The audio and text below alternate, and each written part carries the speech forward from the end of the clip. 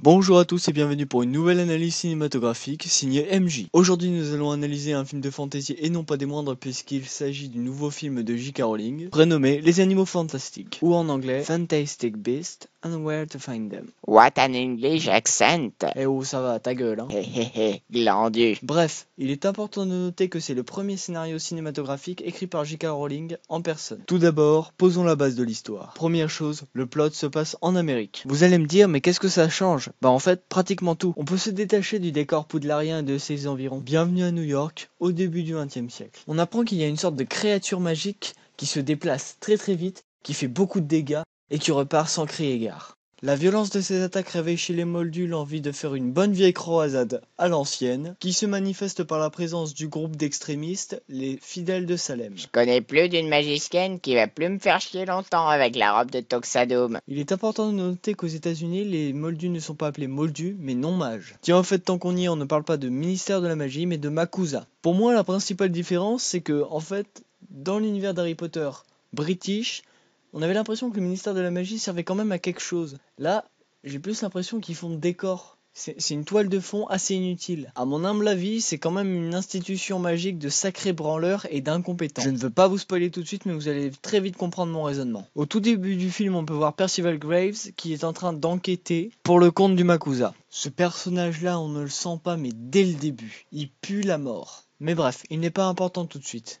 Après, on apprend que Norbert Dragono, ou en VO Newt Scamander, vient d'arriver à New York. C'est un magizoologiste britannique. On apprendra par la suite qu'il est venu aux États-Unis exprès pour ramener une créature chez elle, Frank. Vous vous demandez sûrement qui est Frank. C'est un énorme Thunderbird. Et pour les deux du fond qui ne suivent pas, un Thunderbird, ça ressemble à ça. Quel moment tu te dis que tu vas appeler ce machin Frank? Alors, ça peut vous sembler bizarre, mais je ne pense pas que Newt Scamander soit le personnage principal de ce film. Pour moi, ce serait plutôt Jacob Kowalski. Et cela pour une très bonne raison. Déjà, il a un grand potentiel comique. Il est très attachant, et selon moi, il apporte un vent de nouveauté à la licence Harry Potter. On n'est pas en présence d'un personnage qui veut devenir un grand sorcier, un aurore ou même un professeur à Poudlard. Là, on est juste un moldu qui veut devenir boulanger. La première fois qu'on le voit, c'est dans une banque à New York pour demander un prêt pour acheter sa boulangerie. C'est un homme modeste confronté à un univers qui, comme il le dit, n'aurait jamais pu imaginer. C'est simple, il me représente à peu près quand j'étais enfant et que j'ai découvert la licence Harry Potter. Bref, je valide Jacob Kowalski. Après, il serait malhonnête de dire que Norbert Dragono n'est pas intéressant. Oui, j'ai dit Norbert Dragono et je vous emmerde. C'est beau de voir un youtubeur si proche de son public. Mais le problème pour moi, c'est qu'il est intégré à l'histoire de façon trop attendue.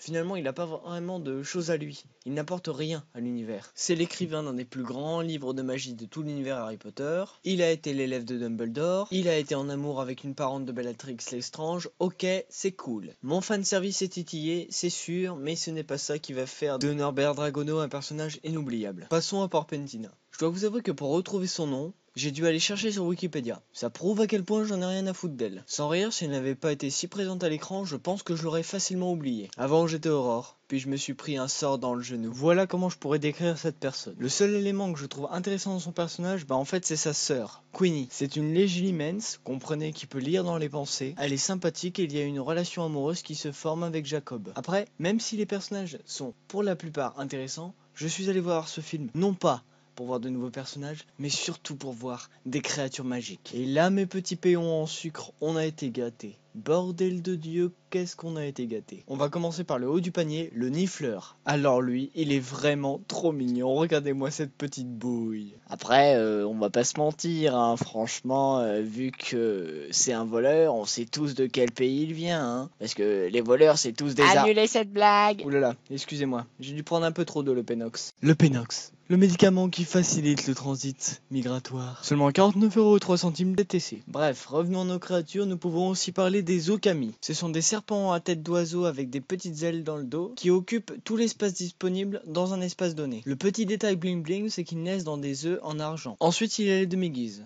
Les demi-guises, ce sont des espèces de singes blancs avec des gros yeux globuleux tout mignons qui peuvent voir l'avenir quelques secondes avant qu'il n'arrive. J'adore ces bêtes-là. Le plus marrant, c'est qu'en regardant sur l'encyclopédie Harry Potter, j'ai pu apprendre que grâce à leurs poils, on fait des capes d'invisibilité. Et ça, je trouve ça classe. Mais un peu contradictoire parce que je me dis qu'il n'y a qu'une seule cape d'invisibilité qui a été offerte par la mort à l'un des 3 frères. Du coup, si vous avez une explication, n'hésitez pas. On peut également parler de l'éruptif. Alors l'éruptif, comment bien le décrire? Imaginez tout simplement un rhinocéros avec une couille explosive sur la tête. Désolé, je n'ai pas trouvé mieux que ça. Apparemment, il peut transpercer n'importe quoi et tout ce qu'il encorne va exploser. En gros, c'est l'animal de Michael Bay.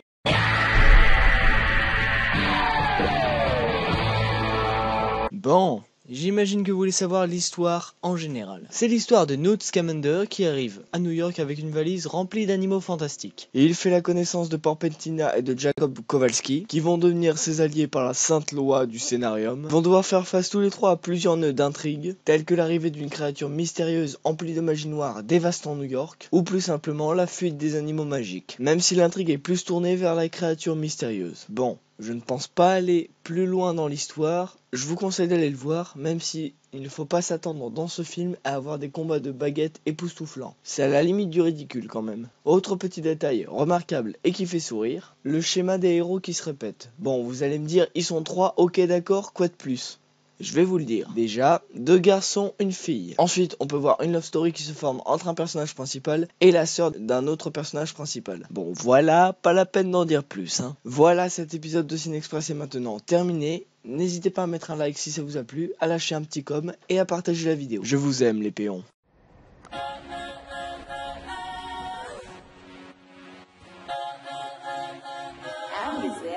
Welcome to Zootopia.